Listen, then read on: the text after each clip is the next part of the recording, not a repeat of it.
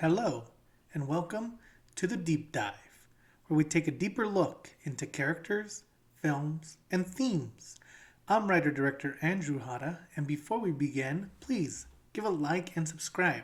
Today, on the first episode of Deep Dive, we're going to be talking about one of my favorite characters of all time, Skeletor, the Dark Lord from He-Man and the Masters of the Universe. Who's the big guy with the muscles? He-Man and the Masters of the Universe is the best toy commercial turned franchise of all time. Take that, Optimus Prime. And it is a perfect example of why the 80s were just better. Masters started as a literal toy line for Mattel that eventually expanded to mini comics, regular comics, video games, a famous cartoon show, a movie, a sequel to that original cartoon, and a remake cartoon. And with all the different versions of the property, we've had many different versions of the main villain, Skeletor. I am Skeletor! So let's take a look at all the different versions of this evil wizard and how he's changed over time. And the Masters of the Universe! Before we talk about the bony guy, let's give a brief overview of the Masters of the Universe. The general story takes place on Eternia, a planet with technology old and new that sits at the center of the universe. And Eternia holds all the power of the universe in Castle Grayskull.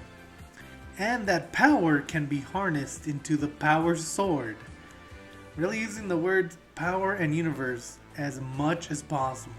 Eventually this Power Sword is gifted to Prince Adam, who uses it to transform into He-Man, the most powerful man in the, you guessed it, universe. Adam/He-Man then uses this power to defeat all the forces of evil, which usually means Skeletor and his minions, and maybe a Snake Man or two. So now that you know the basic story, let's get into it and take a look at how Skeletor has changed over the years.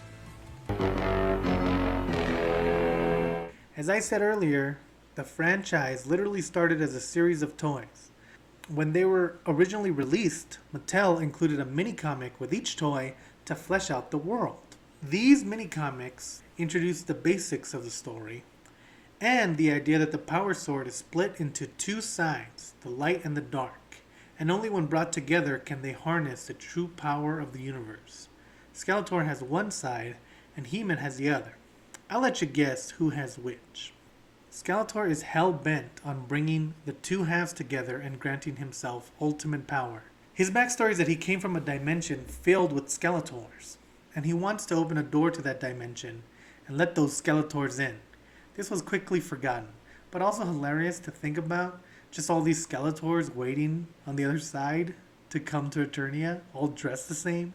It was also hinted that he was the long-lost brother of the king of Eternia, Keldor, making him Adam's uncle. This would stick sometimes, but it's mostly not used. After the cartoons came out, his look and the story of the mini-comics were changed to be more consistent with those cartoons. And speaking of which,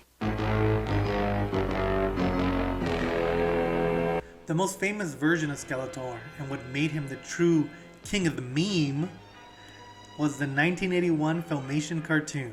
Now, the 1981 cartoon wasn't huge on backstory, or logic, or physics, or making sense most of the time. But what we do know is that he is revealed to be an evil demon, again from a different dimension, called Phinia. He is trained by Hordak, an evil wizard, who he later betrays. He lives in Snake Mountain and rules over the evil warriors, who he is constantly fed up with. Silence, you furry fool! I've had it with your whining and bumbling. In the cartoons, he's seen as mostly comical and has a nasally voice that he's become famous for.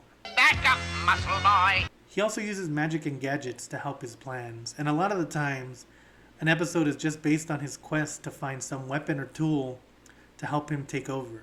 He also loves Christmas for some reason. Despite being a bit of a stooge, he could show a real dark side, like in the episode The Problem with Power, where he convinces He-Man that he killed an innocent man.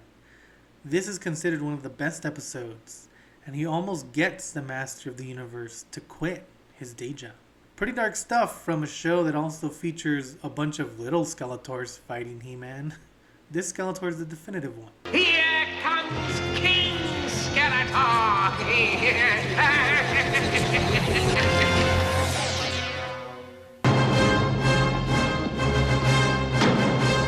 The 1987 movie presents a darker, more serious Skeletor, played expertly by Frank Langella. In this movie, Skeletor takes over Castle Grayskull finally, and gains control of the Power Sword. The sword of Grayskull. Mine. Now and forever. Using a key that lets you create wormholes. This Skeletor is full out evil, as he is shown killing his own henchmen and torturing He-Man. At least I think he's doing it for evil reasons. Skeletor in this also wants to challenge He-Man's belief system, constantly lamenting on the differences between good and evil. He seems to think that ultimate good and ultimate evil are fundamentally the same, and his speeches are some of the best parts. Tell me about the loneliness of good, He-Man. Is it equal to the loneliness of evil? This is the only time we see Skeletor succeed, and he actually becomes a god before He-Man defeats him. Despite its reputation, the movie isn't that bad.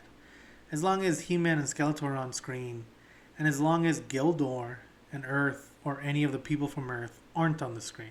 Oh yeah, they end up on Earth.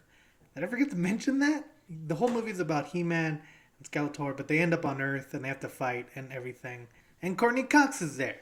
There was a sequel called He-Man Cyborg that was supposed to come out, but it was scrapped and turned into a Jean-Claude Van Damme movie. I've seen it, and I don't know how it would have related to He-Man, but I would have been interested. In 1989, they released a sequel to the original cartoon where He-Man and Skeletor are taken to space, really playing into the universe part of Masters of the Universe. The plot involves heroes from the future coming into the past to get what they think is a great hero. Skeletor manages to trick them into thinking it's him. Eventually, He-Man gives chase, and they both get sent into the future where their battle continues. As you can tell, both He-Man and Skeletor get new looks.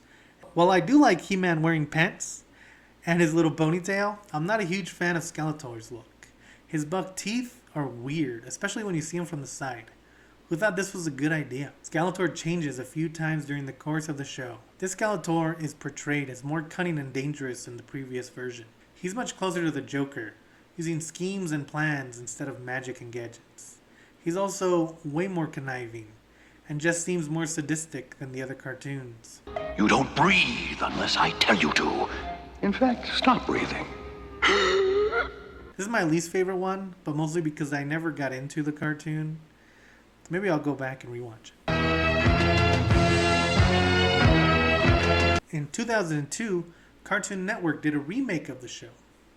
The show was different in that instead of an episode of the week format like every other season had, this show had an underlying story that would span the season, and it even had arcs. We get the most fleshed out version of his backstory as we see Skeletor as Keldor before his change. And the first episode is as much an origin story for Skeletor as it is for Adam/He-Man. He leads the evil warriors in a rebellion against King Randor and ends up spilling magic something on his face. This is also the first cartoon series that openly acknowledges that Skeletor and Randor are brothers. Although it doesn't ever really come up past the pilot and it doesn't ever really matter, still it's a cool connection, I guess. Hordak is once again Skeletor's teacher, is able to save him, but with some slight side effects. And the name is Skeletor. This Skeletor is intimidating and more competent than the other incarnations. He doesn't make as many jokes and actually succeeds sometimes. The ongoing structure of the show lets you get the best exploration of his character and his relationships, with not only He-Man, but with his own evil warriors. I highly recommend this series if you can find it, as it gives you a real glimpse into Eternia. The only place to get news stories of He-Man is in the world of the comics. DC currently has the rights, and while I haven't kept up, I did read them for about a year. The DC Comics keeps most of the Keldor backstory intact. The DC comic version is much more serious, but also loses a lot of his personality, making him more generic. Maybe I'll jump back into it one day, but they never caught my fancy. There's currently a Netflix show in development and a movie that's been in development for years, so hopefully we'll be seeing more He-Man and Skeletor very soon. But for now, that's it. So there you go. These are the many different versions of Skeletor, and a brief glimpse into the world of Eternia. Which was your favorite? Tell us in the comments, and if you enjoyed this deep dive, like and subscribe for this and for the Bomb Squad, our weekly podcast where we appreciate underappreciated movies. Thanks for watching, and we hope to see you again soon.